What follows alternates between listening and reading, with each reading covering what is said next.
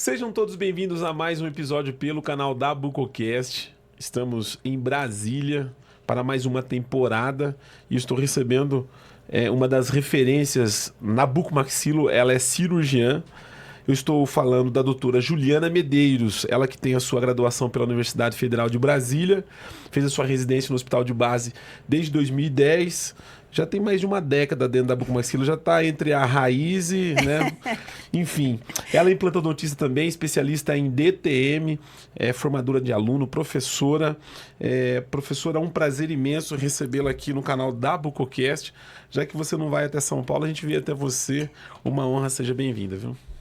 Eu que agradeço, Ismael. Eu agradeço imensamente esse convite, né? Ainda mais para falar de uma coisa que eu sou apaixonada, que a gente estava aqui, né, trocando ideia até, e se não cortasse, a gente ia conversando. Então, deu para ver que eu sou muito apaixonada por esse assunto. Então, muito obrigada pela oportunidade de estar aqui com vocês. Prazer é todo nosso, a gente poder falar um pouquinho sobre a sua carreira dentro da especialidade e de um tema que, como a gente estava falando aqui, que ainda não me aprofundei dentro do nosso canal aqui na Bucocast. Vai ser a primeira vez e, obviamente, tenho algumas perguntas aqui bem pertinentes com relação a esse tema. Eu queria que você falasse um pouquinho da sua formação. Quem que te levou para a bucomaxilo? Você é uma daquelas que pensou na medicina e acertou a bucomaxilo ou não? Como que é a sua história? Olha, como eu cheguei na odonto foi muito engraçado, porque foi completamente aleatório. Eu nunca tinha falado na família que ia fazer odonto. Eu sabia que eu queria trabalhar em hospital. Mas não sabia, não parava para pensar muito a respeito disso. Na hora de marcar xizinho lá, quando eu cheguei em casa, falei, marquei odonto. Minha família falou, como assim? Você já tinha falado um monte de coisa, nunca tinha falado odontologia. Eu falei, não sei, pareceu certo lá na hora. Eu acho que era para eu fazer isso. E aí, quando eu cheguei na odontologia, eu falei, e agora? Porque eu não gostava de nada. Nada da odontologia. E aí, no segundo semestre, eu fui fazer um estágio. Eu morava em Tabatinga, na fronteira com a Colômbia. Meu pai comandava lá. E tinha um bucomaxilo no hospital. Ele falou assim, vamos lá. E eu fui acompanhar ele. Eu falei, pronto. Aí eu descobri a bucomaxilo. Eu falei, agora eu descobri porque foi que eu fiz odontologia. Foi para ser bucomaxilo. Eu falei, bom, então é bucomaxilo que eu quero. Mas eu não era lá muito fã de estudar, né? Pelo negócio ali, você vê que mudou bastante, né? Não era lá muito Não foi fã. Você que escolheu a bucomaxilo que te escolheu. Foi a bucomaxilo que me escolheu. Só que eu vi, nossa, é muito difícil de entrar numa residência dessa. Eu tenho que gostar de qualquer outra coisa. Não tinha jeito. Meu olho só brilhava na hora que aparecia o sangue. Eu falei, é isso mesmo que eu vou fazer. E aí, uma bucomaxilo mulher, uma mulher passou na residência aqui, que foi a Fabiana Sindô, que é aqui no Hospital de Base. Eu falei, quer saber? Achei legal isso, vou fazer esse negócio. E aí, virou a chavinha na cabeça, virei a louca dos estudos. Estudei 15 livros, fiz resumo de 15 livros, e o resumo do resumo, o resumo do resumo. Fiquei obcecada pelo assunto, e aí eu fiz... Sabia que era aqui no Hospital de Base, não prestei prova para lugar nenhum mais. Fiz estágio aqui, para lugar nenhum mais. Fiz estágio aqui, falei, não é aqui que eu vou entrar, tenho certeza absoluta. Aí fiz a prova, entrei na residência aqui. E aí, a hora que eu saí da residência, eu fui falar, agora vamos trabalhar, né? Fui botar o currículo lá nos consultórios, depois eu falava assim, que legal, você faz implante? Eu falo, sou bucomaxilo, não sou implantodontista, né? Bucomaxilo sabe colocar parafuso em osso, daí a fazer uma reabilitação são outros 500. Sim. E na época não tinha muito de implante na residência. Aqui é muito trauma, ortognática e tudo mais. Casos mais complexos, não tinha muita parte de implante. E eu sou muito cri-cri, assim, muito... Só faço o que eu tenho certeza absoluta, que eu tenho segurança para fazer e que eu vou fazer bem feito. Fui fazer especialização em implante. Falei, pronto, agora quando me perguntar, eu posso falar, sim, eu faço implante também. Eu sou bucomaxilo, mas agora eu faço implante também. E fiquei recebendo paciente de DTM durante 8 anos. Eu tive 4 anos no ambulatório aqui no Hospital Home, só recebia DTM. Até então você não tinha especialização. Não tinha especialização, mas eu já tinha um senso crítico de que o buco não era especialista em DTM. A gente não tinha um preparo suficiente para isso. E aí eu falava assim para o paciente, olha, deixa eu te dar uma boa e uma má notícia. A boa notícia é que seu caso não é cirúrgico.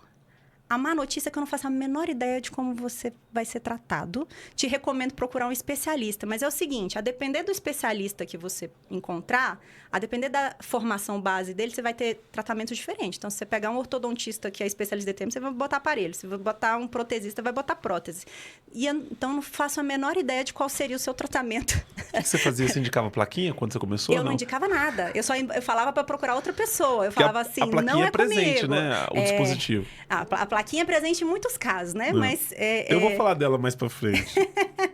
Mas eu não indicava absolutamente nada, porque eu tinha a noção de que eu não era pessoa especializada para indicar qualquer coisa. Eu falei da plaquinha porque parece que tudo começa o profissional Não sabe o que fazer, coloca a placa, né? Coloca a placa. Eu não sou profissional da área, mas eu percebi que isso é um... É bem desse jeito. Eu não sei o que fazer, coloca a placa. E a DTM, ela é cíclica. Então, muitos casos vão melhorar assim. E aí, o povo, tá vendo? A placa cura tudo, né? Não é bem assim. E aí, conheci um grande amigo, que é o Caleb, que ele fez... Ele estava fazendo mestrado em DTM, ele era bucomaxilo aqui em Brasília, era bem conhecido. Eu falei, pronto, encontrei agora uma solução, vou ficar, né, discutindo o caso com o Caleb. E aí ele foi-se embora pro Canadá, abandonou tudo, e aí eu tive que me virar. Eu falei, e agora? Aí ele falou, agora você vai lá e faz, né? Aprende você a fazer. Aí eu, pronto.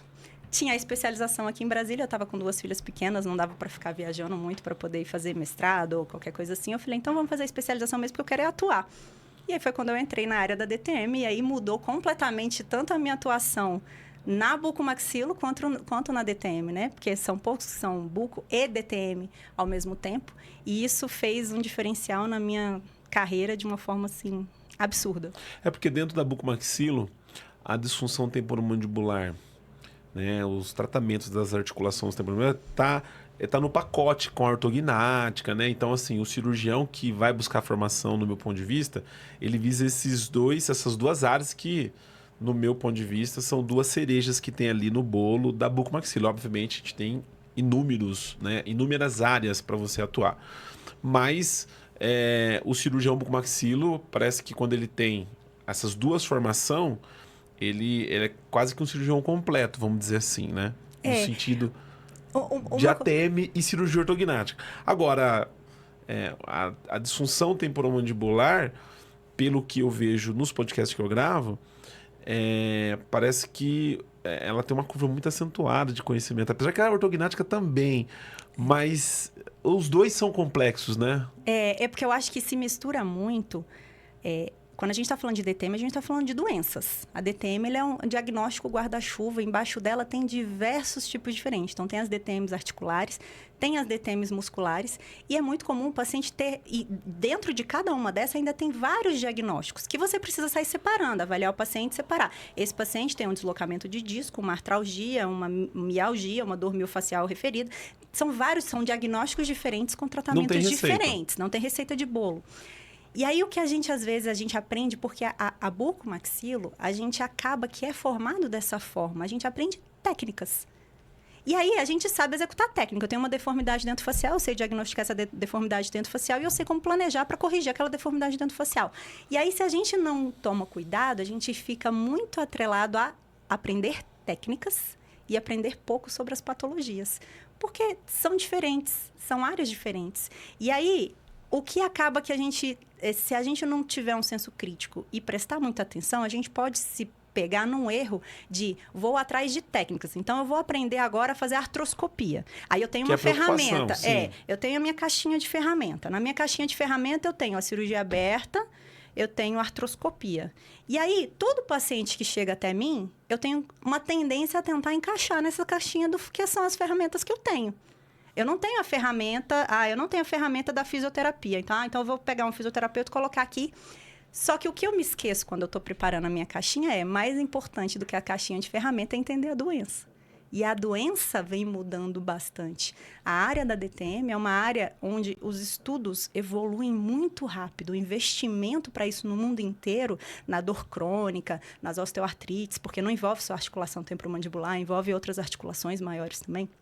O investimento em pesquisa é muito grande e isso muda o tempo inteiro. É muito complexo porque começa a envolver vias de dor, envolve sistema nervoso central, envolve partes mecânicas. Se a gente não entende como funciona a doença, é difícil da gente conseguir encontrar na nossa caixinha de ferramenta o que seria melhor para tratar. Eu queria que você falasse se... Eu tive num congresso com o William Arnett em Piracicaba, a gente fez um congresso e tive o privilégio, inclusive, de entrevistar ele. E em das perguntas, né, que teve lá dos alunos, ele perguntou para ele sobre essa questão se a doença das articulações temporomandibular afetava mais homem ou mulheres. E aí... eu me lembro que acho que ele falou mais mulheres e também disse que, no ponto de vista dele, o uso do anticoncepcional, no ponto de vista dele, fazia sentido para o número maior de mulheres. O que você poderia falar sobre isso e se esses números condiz? Porque, assim, a bucomaxila é engraçado porque você senta aqui, eu faço uma pergunta, você responde de um jeito, aí o outro cirurgião vem aqui, a mesma pergunta responde de outro, exatamente, e o negócio não termina. E de ATM, então, piorou. Eu queria que você falasse sobre isso.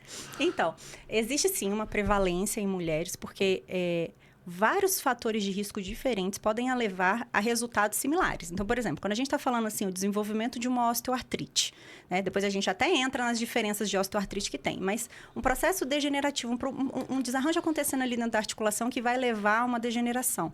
Ele pode vir por motivos diferentes.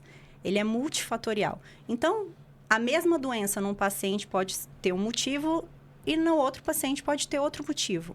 E uma dos fatores que influenciam são mudanças hormonais. A gente já sabe que existe um papel do estrogênio que pode, sim, ser pior na mulher por isso, né? Ter uma prevalência maior em mulheres por conta do estrogênio. E o professor Arnett, ele tinha uma linha de pesquisa mostrando que existem receptores na articulação, que são receptores de estrogênio também, que quando tomava o anticoncepcional, acontecia de o órgão-alvo ser o sistema reprodutor e não ter o mesmo efeito que o próprio estrogênio em todos os outros receptores pelo corpo que teria, e por isso poderia gerar uma alteração no metabolismo entre duas enzimas que participam do processo de remodelação óssea, de formação e de perda, né? E aí o desequilíbrio ia fazer pender, né, esse osteometabolismo pender na balança para o catabolismo, que seria para perda. Então, sim, existe uma prevalência por mulheres, a frequência é muito maior, mas acontece muito em homens também por outros fatores de riscos diferentes, né? Não só pela essa questão hormonal. E em crianças? Em crianças, essa é onde está, de um ano para cá, um ano e meio para cá, a discussão vem aumentando nas crianças. Por que acontece? Existia muito não peço exame de imagem para todo paciente, o Buco pede exame de imagem demais, o clínico falava que não tratava imagem, e aí ficava nessa discussão de pedir imagem ou não. Para adulto, quem dirá para criança? Então, na criança, nem se falava sobre esse assunto, e quando tinha alguma criança que aparecia com algum sintoma, que não fosse uma alteração reumatológica, porque daí faz parte do diagnóstico sistêmico, avaliar ali se a ATM tiver sintomática, né? Então, aí, antes só pedia para esses casos. Agora, o que as evidências vêm mostrando e tem se discutido muito é que a articulação do jovem, ela é muito boa de crescer e ela é muito ruim de se adaptar, diferente do adulto. Então, o adulto, a articulação já madura, ela tem uma capacidade adaptativa boa e muitas vezes você só precisa favorecer isso daí, dar uma ajudinha. No jovem, ele está precisando crescer. E aí, antes, a gente achava que a deformidade dentofacial era o que gerava uma alteração na articulação. Então, os pacientes classe 2 tinham mais tendência a ter problemas articulares como se fosse uma consequência da classe 2. E não é isso? E o que a gente vem descobrindo agora é que, muitas vezes, aquele paciente que é classe 2 teve um problema na articulação. Claro, tem a parte que é genética. Aquele lá não precisa ter nada na articulação para ser classe 2, né? Foi programada a mandíbula para crescer pouco, cresceu pouco. Agora, uma grande parte foi decorrente de processos que aconteceram, desarranjos que aconteceram na articulação em fase de crescimento.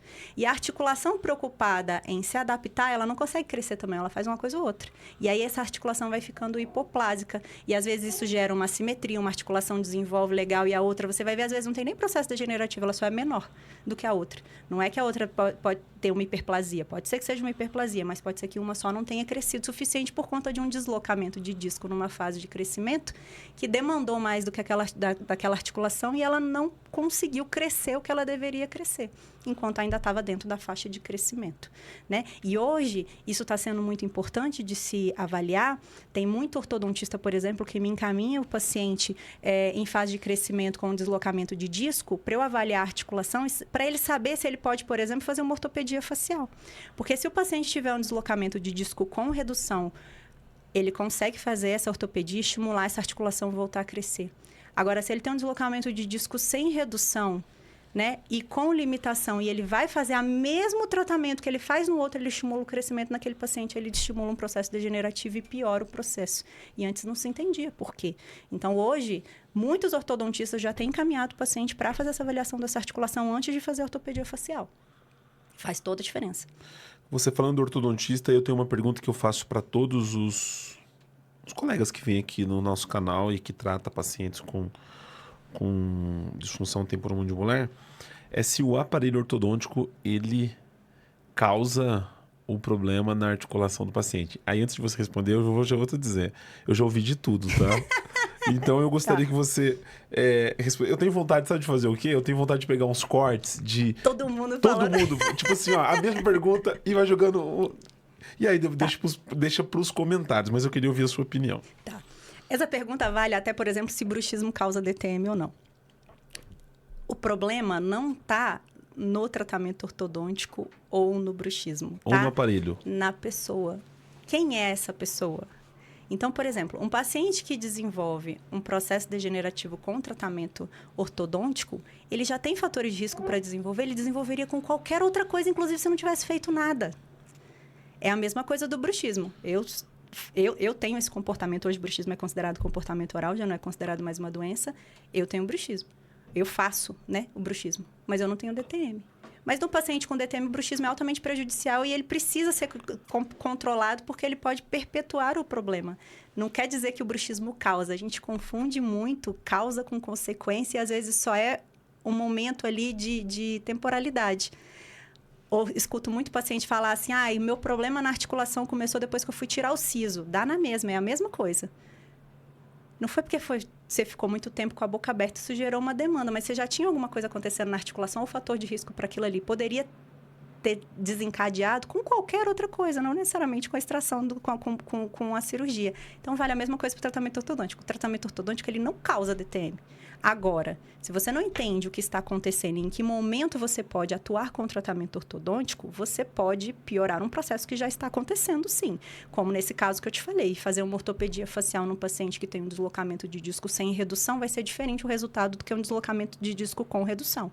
Ou um paciente com uma articulação normal. Nesse caso, você vai empurrar a articulação contra o disco e você pode, sim, piorar um processo degenerativo de algo que já está acontecendo na articulação.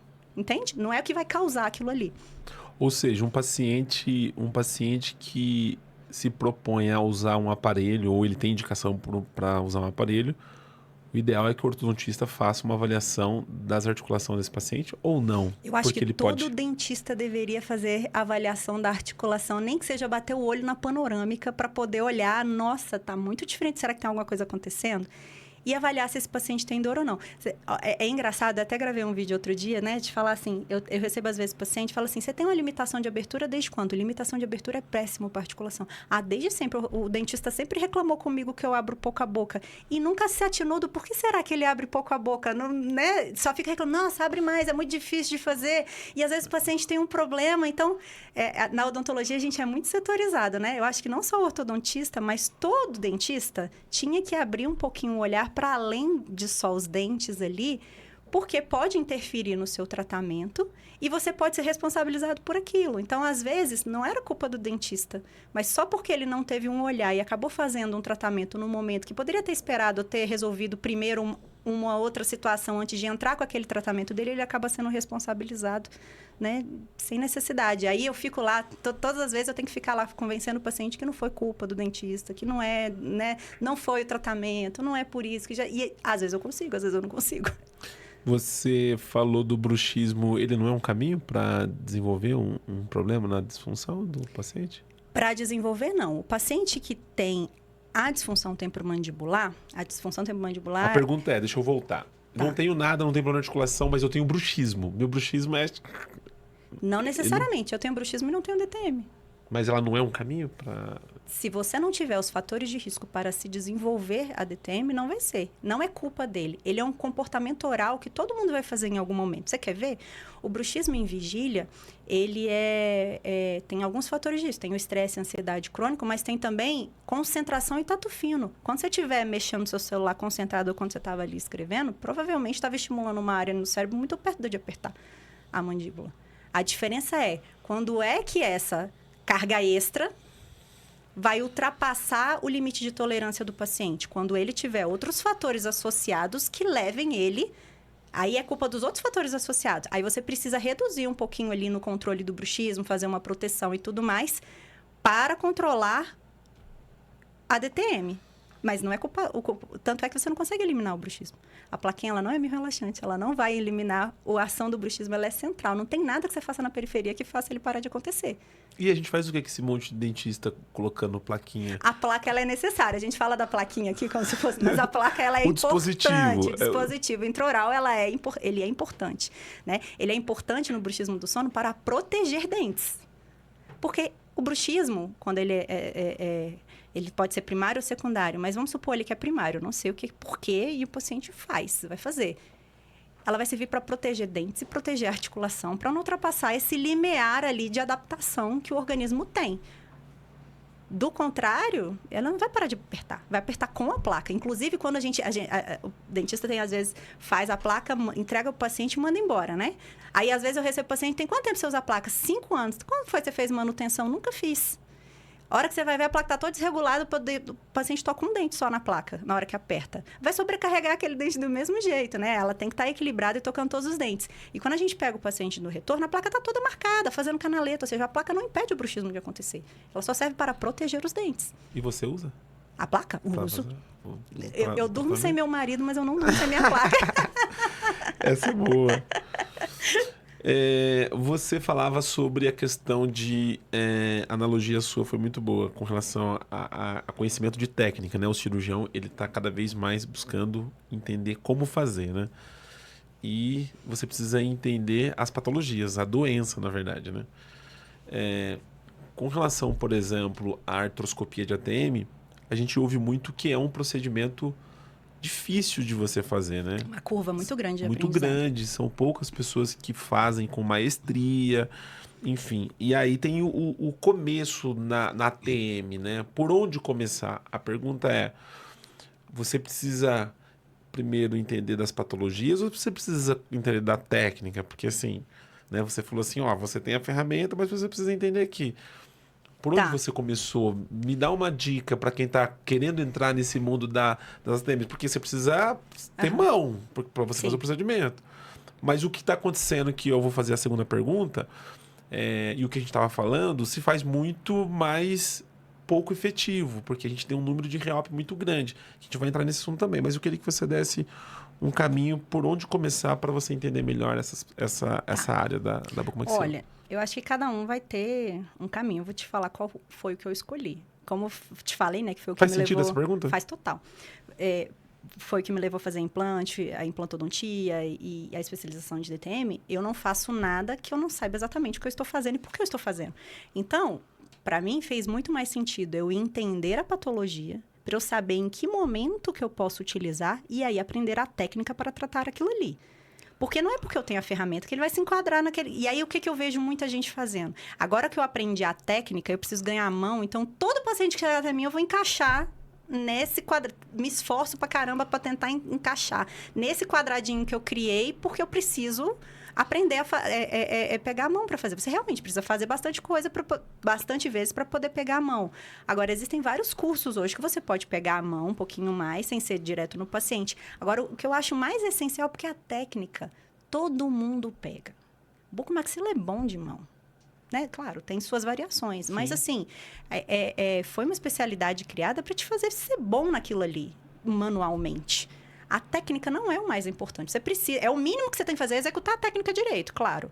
Agora, ela não é o principal. O principal é em que momento eu vou utilizar essa técnica e o resultado vai ser positivo. A gente vê muito no congresso, por exemplo, a gente estava falando do Cobrac.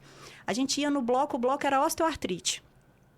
Eu via o pessoal só falando da técnica. Ninguém mostrava o tratamento da osteoartrite. Como é que foi que fez o diagnóstico? Onde foi que esse diagnóstico se enquadrou? Qual foi o resultado do tratamento que eu fiz? Porque o objetivo era osteoartrite, não era a técnica. Entende? Então, a gente acaba se confundindo. Então, o caminho que eu escolhi fazer foi aprender primeiro o problema, para depois eu sair... Então, tá aqui esse problema. O que eu preciso aprender para tratar esse problema? Eu preciso aprender, por exemplo, a fazer um agulhamento seco. Queria? Não queria, não é a área. Mas eu precisei aprender. Eu precisei aprender a fazer a placa? Precisei. Eu levei a minha sócia comigo, que é protesista, que eu falei, eu não quero mexer com placa. Eu tenho até alergia desse negócio desse acrílico. Não quero nem te passar perto. Eu precisei aprender a fazer a placa? Eu precisei aprender a fazer a placa. Porque eu não ia conseguir encaixar todos os pacientes no que eu queria fazer, que era entrar na articulação. Inclusive, eu amo cirurgia aberta de ATM. Adoro cirurgia aberta de ATM. Mas, infelizmente, não é a ferramenta mais utilizada para tratar essa doença. Então, tem lá na minha caixinha. Em algum momento pode ser que ela seja necessário, mas eu preciso saber usar e ter todas as ferramentas para eu conseguir tratar. Então, o mais importante realmente é a doença. Porque, às vezes, é mais importante, por exemplo, eu saber quando não mexer. Quando é que eu estou olhando ali para uma coisa, que eu estou vendo que a articulação está se recuperando. Esses dias eu recebi uma paciente no consultório, e aí fala, eu acho que está empacado, não tá evoluindo. Mas quando a gente pegava o exame dela de antes, o exame realmente, a articulação estava horrorosa. Mas quando pegava de 6 meses antes, tinha sinais de que a articulação estava melhorando. Por que eu vou mexer e quebrar um equilíbrio que a articulação está lá pelejando para conseguir, ela está conseguindo, ela está indo no caminho certo, eu vou lá e vou entrar naquela articulação e gerar um desequilíbrio de novo, gerar um processo inflamatório, gerar uma necessidade daquela articulação dar 10 passos para trás e começar tudo de novo? Então, eu acho que o mais importante na caixinha de ferramentas não são as técnicas, é o conhecimento. E você hoje, no seu, no seu atendimento clínico, quantos pacientes são retratamento? Se você tem 10 pacientes lá, quantos são retratamento e quantos são início de tratamento? Olha, quando eu comecei, era quase 100% retratamento, né? Porque era nova a técnica, né? Assim, ainda não estava tão difundida, né? Então, acabava que só tinha assim, 2 opções. Ou não fazia nada ou operava. E aí, o buco ia fazer o que é da área dele.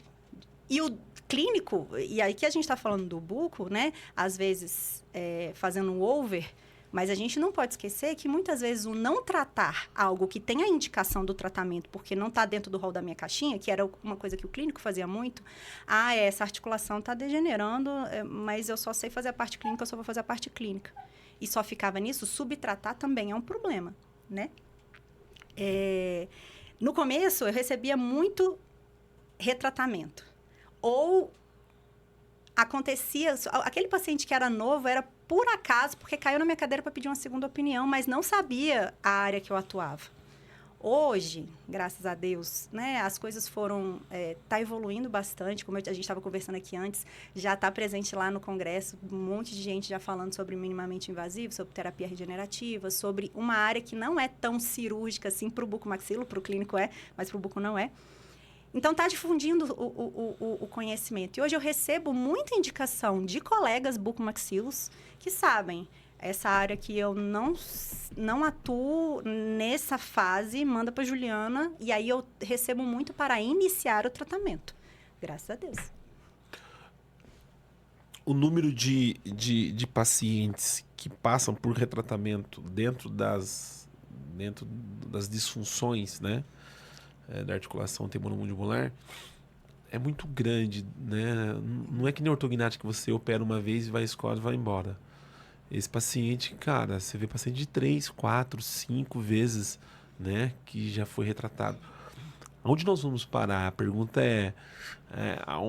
será que a gente vai ter um momento que esse profissional, seja ele bucomaxilo ou não, vai olhar e vai dizer assim, cara, eu não posso mexer nessa articulação, olha isso aqui, porque parece que não vai acabar isso, e os problemas vão aumentando, né? Como que você enxerga isso, doutora? Eu enxergo esperançosa, assim. Só tem uma Juliana Medeiros aqui, né? Não, eu enxergo esperançosa porque, como eu te falei, eu tô vendo o cenário mudar bastante, né? Nas 2 áreas. Esse caminho do meio que se criou ali entre a bucomaxila e a parte clínica tem beneficiado muitos pacientes e tem recebido muito respeito das 2 áreas. Porque, não cortando você, mas eu quero que você continue seu raciocínio. O cirurgião bucomaxilo, parece que ele não é muito do clínico, né? O negócio dele é operar, né? Não é. Isso tá na essência da especialidade. Só que de tantas coisas acontecerem, né? De tanto ver exatamente que aquela minha ferramenta, pelo visto, não dá certo. Porque, olha só, nesse caso eu fiz 5 vezes e não se encaixou. No próximo, ele já vai pensar 2 vezes. Eu já acho que não é. O que estava acontecendo muito? Um pulo grande entre... Estou fazendo aqui uma discopexia. Nesse caso, entra a discopexia. Aí, nesse caso, não entra a discopexia, porque eu já sei que não vai dar certo, está pulando para a prótese. Logo de cara. E, às vezes, articulações com um volume bom para se trabalhar ainda. Que tem o que se estimular.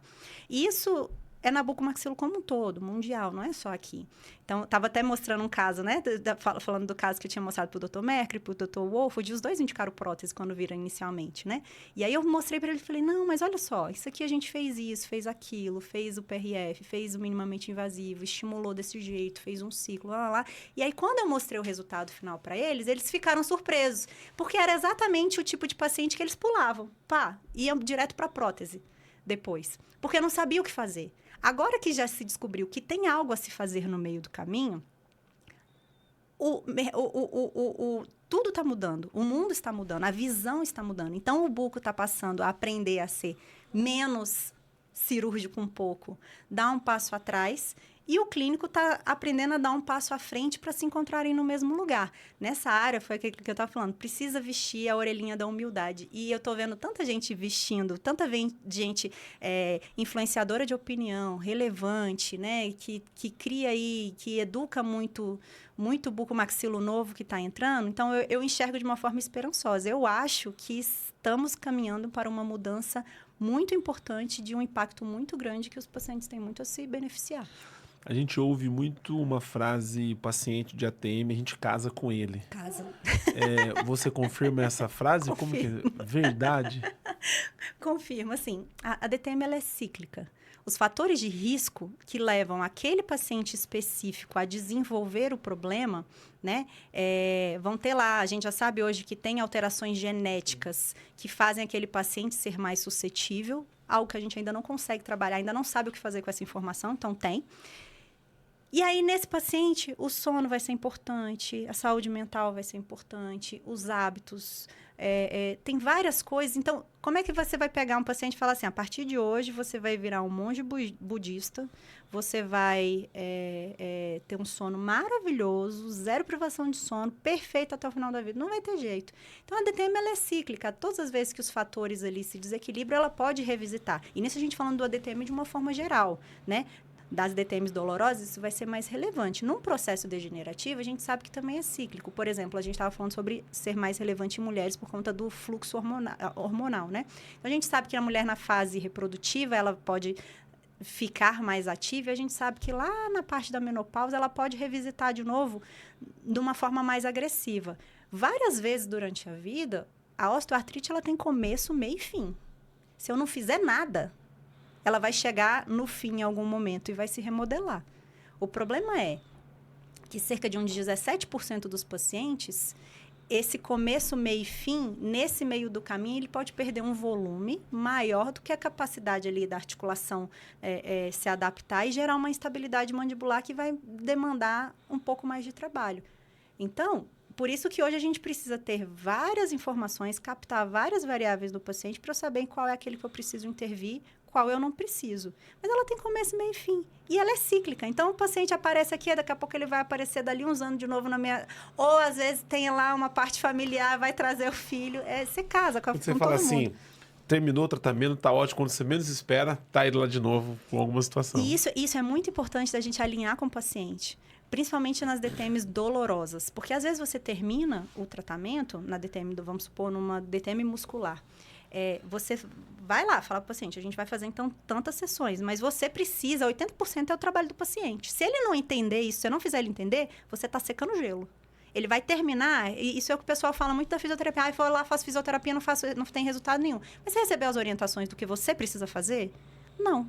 Então, não adianta ficar ali só soltando nódulozinho no músculo, porque é secar gelo. Se o paciente não tiver informação importante de que ele precisa melhorar o sono, o impacto que tem aquele estresse do dia a dia, aquela ansiedade do dia a dia, naquilo ali que ele sente. Se não for esse combo, não vai ter um resultado satisfatório. Pode até ter momentâneo, porque ela poderia, inclusive, ter remissão à média e melhorar sem você fazer nada. da DTM dolorosa, ela é cíclica. Por isso que às vezes o paciente fala assim, não, eu fui, e aí eu fiz um tratamento, algo que não tenha nada a ver com o tratamento de DTM, e melhorou. É o paciente que provavelmente ia melhorar se não tivesse feito nada. Por acaso, estava no meio desse tratamento e ele atrelou o tratamento à melhora dele. Aí daqui um pouco, vai lá e a DTM aparece de novo. Ele, poxa lá, apareceu de novo. Não tem cura, ela tem controle. Então, você casa mesmo, não tem jeito. Eu ia perguntar pra você se tem cura e você já respondeu. Você falou sobre as diferenças de osteoartrite. Tem diferença? Tem. Hoje, tem uma palavrinha que está na moda, que é fenotipar. O fenotipar, você fenotipa tanto o paciente.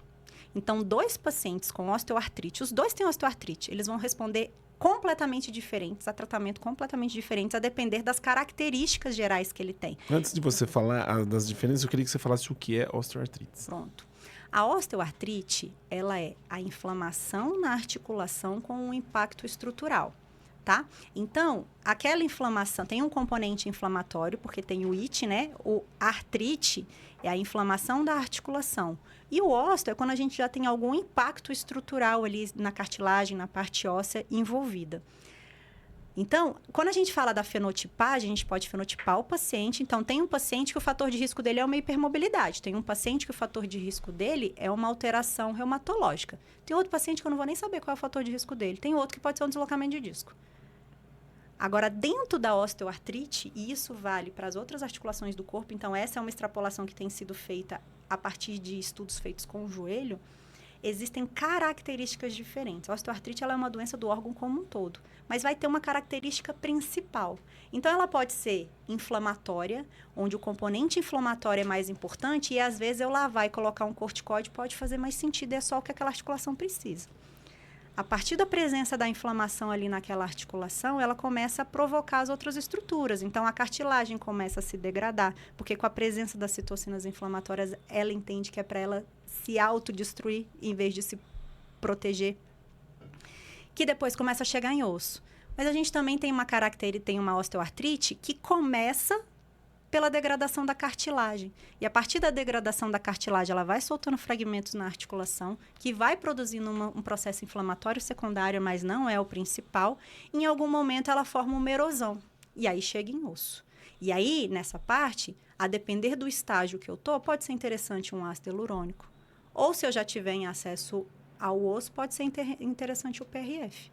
Porque a cartilagem não gosta de sangue. Então, eu tenho que saber que se eu vou fazer um PRF numa articulação que ainda tem cartilagem a se proteger, eu posso condená-la a se transformar em osso. O condrócito, na presença de sangue, quando ele recebe o PRF, ele promove a angiogênese no osso. É por isso que ele é bom para formar osso. Mas a angiogênese, quando invade a cartilagem, ela calcifica a cartilagem. Ou seja, piora. Piora, depender do ponto que eu colocar, eu posso ser pior. Agora, também tem aquela osteoartrite que vai começar lá do osso, formando uma lesão tipo edema, com a ativação da atividade osteoclástica, que vai formar um cisto subcondral, e desse cisto depois desaba o teto de uma vez. Cai a parte da cartilagem, porque formou um cisto grande. Às vezes está lá a articulação no formato, na estrutura enorme, um cisto enorme lá dentro da articulação. Se eu não faço algo para estimular isso aí a tempo, ele pode virar uma grande erosão com uma perda de volume grande logo de cara de uma vez, né? Então, tudo isso é osteoartrite. Mas você percebe que cada uma delas tem uma característica diferente e, às vezes, o tratamento vai ser completamente diferente. Também tem a hipertrófico, que é a que forma a formação do osteófito pelo deslocamento do disco. Ali, o osteófito, se você cortar um pedaço dele e botar para fazer um histológico, ele é cartilagem e osso igual todo o restante da articulação. É lindo. Qual que é o problema? Lembra que a gente estava falando da articulação do jovem? O ossinho é muito imaturo. Então, às vezes, você só precisa proteger ele até ele se tornar um osso um pouco mais maduro para ele não entrar no processo degenerativo. O bucomaxilo da caixinha de ferramentas sabe disso ou não? Então... É uma aula isso, né? A da técnica, da caixinha da técnica. Será a que caixinha da técnica. E aí, aonde que entra a artroscopia ou a cirurgia aberta? Aí faz o quê, né? Eu faço cirurgia aberta ou faço artroscopia? Pois é, às vezes você só precisa, da famosa plaquinha para proteger e algumas orientações no paciente. No outro você vai precisar lavar. No outro você precisa colocar um corticoide. No outro o ácido hialurônico vai bem. Ou então o PRF. Ou às vezes a mescla dos dois. Hoje tem se estudado muito a mescla dos dois para não ter um impacto tão grande em cartilagem. E no futuro, quem sabe, as células-tronco que está aí, os estudos sendo desenvolvidos, né? Eu tenho 20 minutos com você ainda aqui nesse podcast. Eita, eu não passa rápido sei, demais. eu não sei o que vai acontecer aqui, porque eu não comecei nem a pauta. Eu tô com minhas perguntas de gaveta aqui e a gente vai ter que fazer dobradinha. Vai ter que fazer um outro podcast, provavelmente, em algum momento, ou aqui ou em São Paulo, pra gente conseguir finalizar. Esse aqui é o parte 1. Esse aqui é o parte 1. Você tem uma pergunta que eu faço para todos os colegas que tratam dessa área. Quantos por cento dos pacientes que você recebe com problemas na articulação, né, com disfunção, tem indicação para cirurgia? Porque aí vem a segunda pergunta.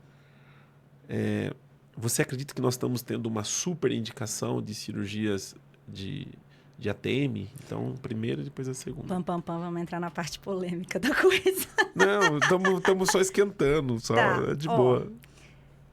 Vou começar de trás para frente. Tá. Sim, eu acredito que tem uma sobreindicação, né, de tratamentos. Quando a gente fala assim, a cirurgia ela é uma ferramenta na caixinha, ela é uma ferramenta na caixinha. Mas para qual DTM? A DTM ela tem os critérios diagnósticos, né? A anquilose é um tipo de distúrbio. Anquilose é 100% cirúrgica. 100%. Não tem nada clínico que você vai fazer. Vai fazer depois, às vezes, a fisioterapia. Para esse diagnóstico, é absolutamente o único degrau a se percorrer ali no início é a cirurgia. Agora, se você me pergunta para a osteoartrite, entende, então, que depende de qual é o diagnóstico? Se você me pergunta para uma osteoartrite, eu vou falar para você que só vai entrar ali, talvez, no rol da cirurgia aberta, aquela articulação que eu pego que já está em final de processo e que perdeu um volume maior do que gerou uma estabilidade muito grande na articulação e eu não tenho mais nada a provocar, a estimular, não tem um volume articular para conseguir trabalhar. Esse volume é relativo, né? Porque daí pode alguém olhar ali uma articulação e falar, para mim isso aqui é quase nada de volume. O que eu preciso ter é medular, osso medular. Se eu tiver osso medular, eu consigo estimular e talvez gerar uma estabilidade. A articulação ela não precisa ser bonita, ela precisa ser estável e funcional. Desde que ela esteja estável e funcional, tá saudável, tá ok, tá valendo, né? Agora, a osteoartrite só vai chegar na cirurgia aquele percentual muito pequeno dos pacientes que chegam em final de processo numa reabsorção condilar total, né? Que chega a perder toda a articulação e realmente aí, nesse caso, é indicada a prótese. E eu tenho casos de pacientes que foi indicado prótese articular. Quando você fala em porcentagem, quantos por cento de paciente é clínico e é cirúrgico? Você sabe que em porcentagem eu não vou saber, eu não vou conseguir te falar uma resposta. Você sabe por quê? Porque as amostras são muito enviesadas. Então, por exemplo, se você perguntar a porcentagem no seu consultório, a porcentagem no meu consultório dá 1%. Nem isso, às vezes, depende. Porque eu já recebo o paciente triado disso daí. Na porcentagem dentro das DTMs, os artigos eles são muito setorizados e falta critérios diagnósticos claros para poder desenvolver. Então, a depender do diagnóstico, como eu te falei, se for anquilose é 100%. Se for uma osteoartrite, não sei se dá 2% que vai acabar, quem sabe. Não, às vezes nem isso. A depender do momento que você pega o paciente e avalia.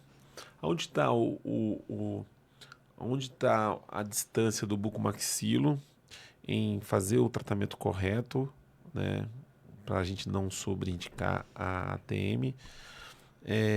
O erro, onde está o problema? Onde que, né, quando você pega um número, né, e diz assim, cara, peraí, isso aqui um número poderia estar totalmente diferente. Aonde que nós estamos pecando? Eu acho que a gente está pecando no alinhamento dos critérios diagnósticos. Na DTM, existem critérios diagnósticos claros para algumas coisas. Então, por exemplo, para você diagnosticar um paciente com uma dor miofacial referida, ele precisa seguir certos critérios diagnósticos e se enquadrar naquilo ali. Então, se você pega um artigo onde fala sobre uma dor miofacial aqui no Brasil ou lá na China, e ele falar que seguiu o DC, o paciente tem as mesmas características, você está falando de pacientes parecidos. né? Vão ter fatores de riscos diferentes, variações ali na intensidade e percepção de dor, na modulação, mas é o mesmo diagnóstico. Eu acho que na buco primeiro falta alinhamento do diagnóstico e atualização nessas pesquisas novas que estão saindo. Porque às vezes uma articulação que antes a gente achava assim, essa articulação aqui não tem mais volume. Se mostrar às vezes para quem trabalha com terapia regenerativa, ela fala, nossa, tá lindo esse defeito aqui para poder estimular. Que foi aquele caso que a gente estava conversando, que eu tinha te mostrado. Então, eu acho que falta um alinhamento que está sendo alcançado, né? A gente está nesse caminho de alinhar, né? O que eu vejo que aconteceu? Teve um boom muito grande de cirurgias, galera, né, já viu que talvez tem alguma coisa ali que não está se encaixando, está procurando conhecimento fora, que são conhecimentos que a gente ainda não tem na residência, mas existem os cursos fora para poder complementar, tem a especialização, já tem profissionais que já têm essa formação. E aí, à medida que quanto mais pessoas vão falando sobre isso, vai mudando a forma do bucomaxilo ver. Então, às vezes, um bucomaxilo que antes olhava uma articulação daquela e fala, isso aqui é prótese certeza, agora vai olhar e vai falar assim, acho que aqui não sei o que fazer, mas eu acho que aqui ainda tem solução, manda lá para quem sabe. Ou então, vou lá aprender também como é que eu posso fazer para estimular essa articulação, o que eu posso fazer nesses casos desse jeito. E à medida que as coisas vão evoluindo e vão mostrando sucesso, todo mundo o conhecimento vai se disseminando. Então, eu acho que vai dar bom. Espero. Você falando sobre a questão das terapias minimamente invasivas com relação às infiltrações guiadas por ultrassom, enfim, no paciente com DTM, a gente tem a artroscopia, ok? Ok. Esse é um tipo de tratamento que a curva de conhecimento eu fugi dessa pergunta da outra vez e você trouxe ela de volta, né? Ela está mais acentuada. O cirurgião ele precisa estar mais preocupado em fazer o procedimento ou ele entender da patologia? Porque assim, a artroscopia tem que ter uma curva acentuada para você poder fazer tecnicamente. A curva é grande. A curva é grande. Agora, as terapias que você utiliza com infiltrações, a curva é menor. É menor. E como que você coloca isso na balança para o tratamento do paciente que o cirurgião recebe lá na clínica e não sabe o que fazer? Porque eu tenho alguns colegas que não quer paciente com problema de articulação. Porque, porque é BO, é pepino. E aí tem você com números de resultados assim significantes, como você citou, desses casos que você apresentou para o Dr. Wolfert Mercury. E aí o colega está lá do outro lado dizendo assim, pô, eu quero entender mais sobre isso. Em que momento que você abre mão dessa terapia? Porque você começa com tratamento clínico, aonde que ela entra? Eu queria entender um pouquinho sobre isso. A gente fala que o tratamento da DTM é subir numa escadinha, é escalonado. O primeiro degrau é o mais importante e vale para qualquer DTM, tirando essas que são 100% cirúrgicas, é a orientação do paciente à mudança de hábitos, ok. Segundo, é o conservador. O terceiro, a gente já começa no minimamente invasivo. No paciente que chega para mim já com processo degenerativo, que eu sei que eu tenho que trabalhar contra o tempo, eu preciso estimular aquilo antes, logo, porque se eu não estimular, ele pode perder mais do que a capacidade ali da mandíbula de manter uma estabilidade, vai gerar uma estabilidade mandibular e depois vai cair, por exemplo, numa cirurgia ortognática para corrigir. Eu preciso, às vezes, percorrer esses degrauzinhos junto. Outros não. Outros eu trabalho aqui, vamos fazer um novo exame daqui 6 meses, vamos ver se entra nesse ou não. A questão da artroscopia, aí separando as duas perguntas. Eu fugi da outra vez, você me voltou com essa, Luciano Del Santo. Eu brinco muito com ele. Recentemente a gente fez um podcast lá no Copac. Um abraço, professor. Beijo, Lu. Então, a gente brinca muito sobre isso, né? Lá no Cobrar que a gente estava conversando, eu falando com ele, Luciano, mas olha só, você não está se discutindo sobre a doença, está se discutindo só sobre técnica. A aula dele era sobre técnica. Aí ele falou, mas a minha... Eu falei, não, sua aula está 100% certa. Sua aula era sobre técnica. E aí você falou sobre técnica. A curva de aprendizado da artroscopia, ela é muito grande. Até você manejar como Luciano, quantas articulações não são prejudicadas até você ganhar a mão? E aí foi a pergunta que eu fiz para ele. Eu falei, na mão dele, que já usa bem, ótimo, ele vai fazer uma lavagem na articulação muito melhor do que eu faria, porque ele faz muito mais. E ele já recebe os pacientes já um pouco mais selecionados e triados também para esse viés, para a parte da artroscopia. Era o que a gente estava conversando.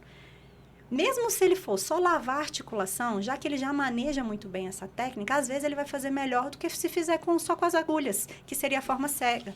É o que a doutora Rin, que também participa lá no curso lá em Petrópolis, a Rin Rosamelt, fala. Ela fala assim, eu faço muito menos estrago na articulação com um artroscópio do que com 2 agulhas, porque ela está acostumada a ver. Ela passou 6 anos com uma Ken, fazendo isso o tempo inteiro. Então, ok. Agora, nas pessoas que ainda estão desenvolvendo uma curva, é mais fácil você aprender a lavar a articulação e deixar ela respirar para ela conseguir e dar os estímulos corretos para ela conseguir se recuperar sozinha, do que fazer uma artroscopia. A curva de aprendizado é menor. Ainda assim, é necessário fazer. Por exemplo, o pessoal lá no curso aqui na pós, eu falo para eles, se você não é bucomaxilo, nunca mexeu numa articulação, não dá para eu colocar um paciente e falar, vamos fazer uma artrocentese agora, no paciente para um clínico. Às vezes até para o buco que ainda não fez. Porque se eu entrei a primeira errada, acabou-se, eu acabei com o procedimento. Porque eu não posso ficar perfurando a cápsula, que eu vou gerar um dano maior do que qualquer benefício. Aí, o que a gente faz? Vai fazendo um cadáver lab. Lá você fura o tanto de vezes que você quiser, testa, faz em cabeças diferentes, vira a articulação, faz de um lado, faz do outro, vê uma articulação degenerada, a dificuldade que é, o que você precisa modificar, vê na outra, a mesma coisa vale para a artroscopia. Mas você consegue realizar o procedimento com sucesso mais rápido, numa curva menor do que a da artroscopia. Aí o Luciano falava assim, mas você não consegue cauterizar a zona retrodiscal com a artrocentese. Não consegue. Mas por que é que nesse caso você precisa cauterizar a zona retrodiscal? Era o que a gente perguntava, né? Por que nesse aqui eu preciso fazer isso aqui? Você quer controlar o processo inflamatório? Será que se eu lavar, colocar um corticoide, dependendo do corticoide, uns eu tenho que botar intraarticular, outros eu posso botar na cápsula. Nesse aqui que eu posso colocar na cápsula, se eu colocar ali na cápsula, que é meu órgão-alvo, numa osteoartrite com fenótipo inflamatório, será que eu já não vou conseguir fazer o suficiente para aquela articulação entrar num processo adaptativo logo depois? Será que eu preciso fazer tudo isso? E eu acho que talvez essa é o que precisa da gente parar para pensar. Até onde eu preciso ir, até onde a articulação consegue ir sozinha. Não é tentar encaixar aquela articulação dentro da minha ferramenta. Porque tem muitos casos, se você perguntar para o Luciano, que ele vai entrar e vai lavar, e vai olhar, fazer a parte diagnóstica, e não vai fazer tudo isso. Quanto mais a gente vai evoluindo no conhecimento, menos a gente vai fazendo. Porque mais a gente vai conhecendo, sabe ser o mínimo necessário para ser eficiente, para ser efetivo. Entende? Não é sair fazendo tudo que está na minha... Ah, mas então aqui com a artroscopia eu consigo fazer isso, consigo fazer aquilo, consigo fazer aquilo outro, consigo fazer aquilo... Tudo bem, mas você vai fazer tudo isso nessa articulação por quê? O que você espera que seja o resultado fazendo isso? Vou reposicionar o disco.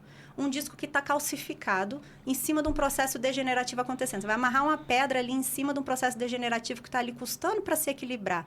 Por que é que você vai fazer isso? Qual é o seu objetivo com isso? O que você espera de resultado? A gente tem que sempre pensar lá no resultado. E, às vezes, é isso que está faltando. Quando a gente fica ali muito fixado na técnica, que é necessária, a gente esquece de pensar o que eu espero. Qual é o meu objetivo e o que eu espero? O que eu desejo no final? Como é que eu vou chegar até lá? Existem vários caminhos para se chegar até lá. Na mão do Luciano, uma ferramenta vai ser melhor para chegar até lá. Diferente da minha, que tem uma experiência maior com ultrassom. E, às vezes, a gente vai chegar no mesmo lugar fazendo coisas diferentes. Mas a gente sabe qual foi o meu diagnóstico, qual foi o meu objetivo, qual era o meu órgão-alvo, por que é que eu estou fazendo aquilo, o que eu espero ter de resposta, entende? Essa é que eu acho que está a diferença que está faltando ali. A técnica é um dos componentes para um tratamento de sucesso. Não é tudo. Em que momento que, nesse cenário, você aborda as infiltrações, o tratamento terapêutico com ultrassom?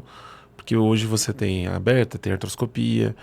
Em que momento que você abre mão? Porque a ATM, os problemas na articulação, tem muita técnica. Tipo assim, tem a técnica McKen, tem a técnica...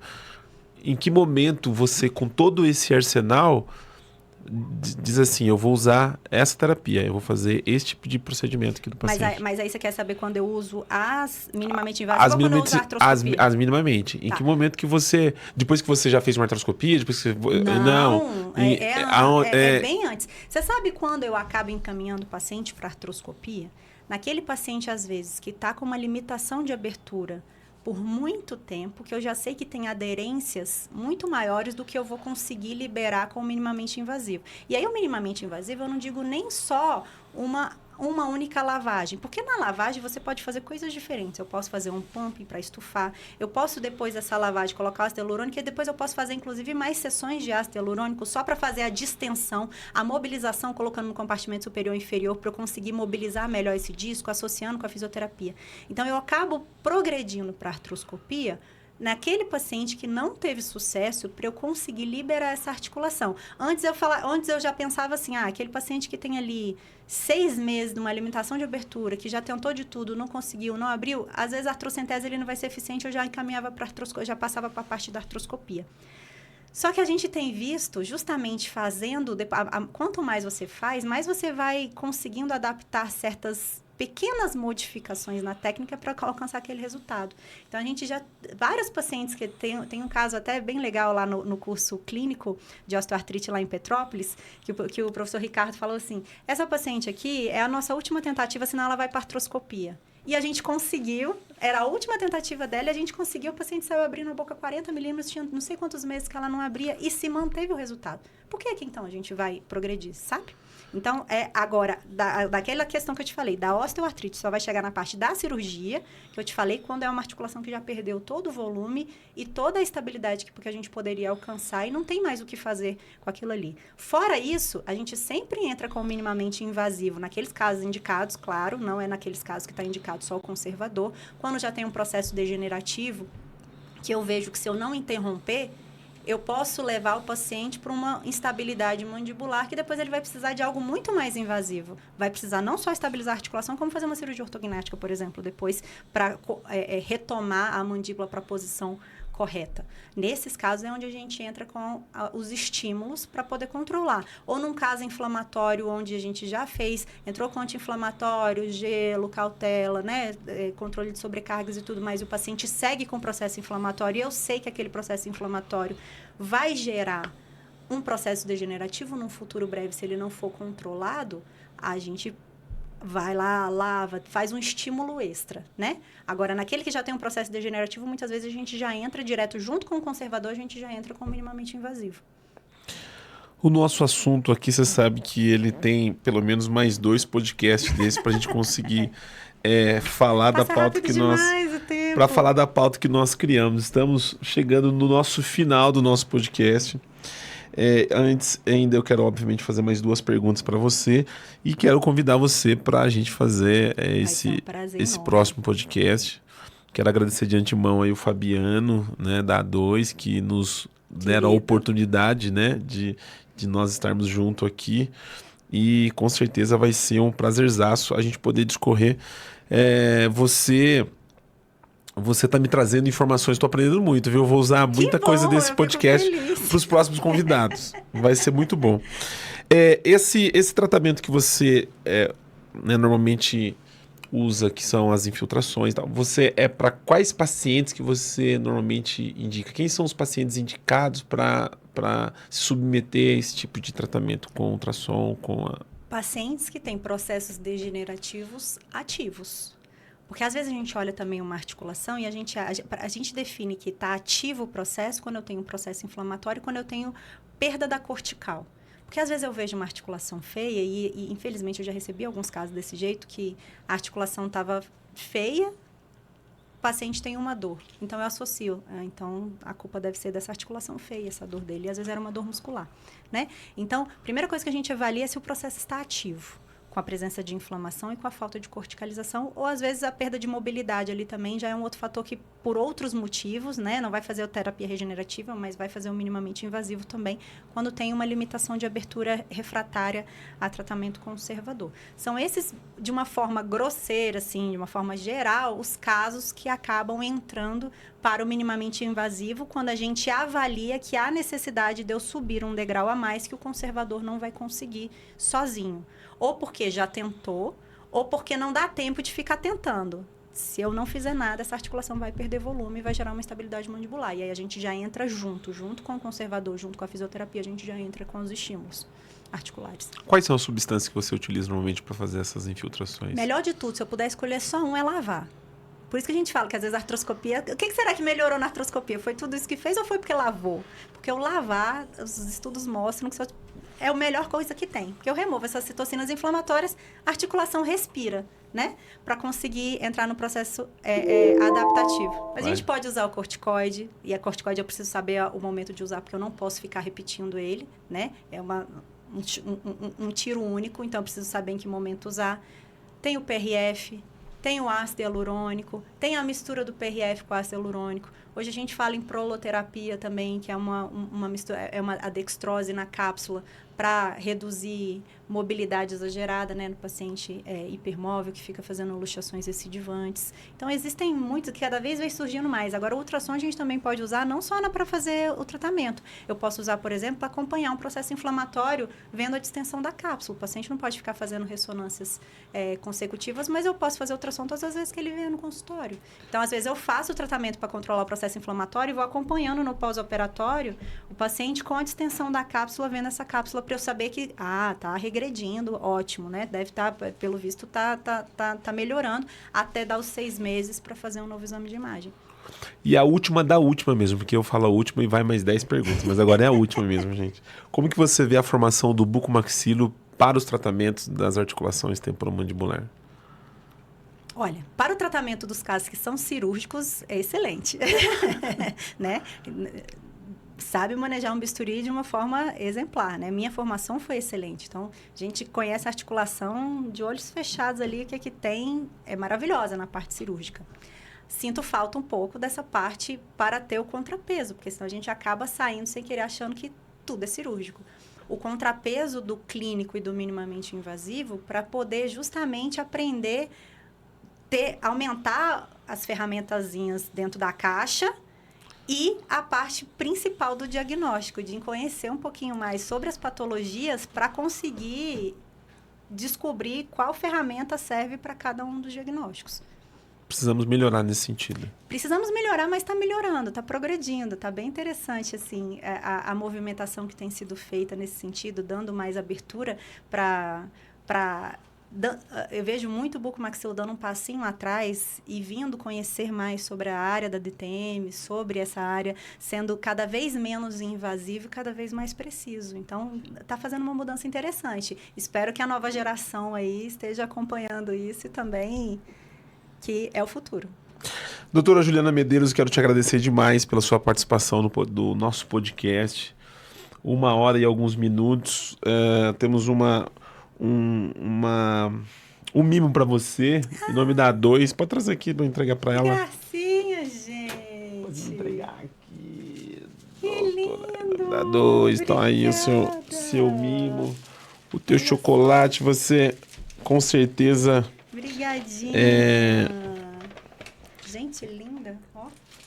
Com certeza. Obrigada, Fabiano, Aura, Luiz, todo mundo da A2, são queridos demais. Muito obrigada mesmo. Com certeza você será sempre bem-vinda no nosso podcast. Você faz parte daquele grupo de mulheres da Bucomaxilo?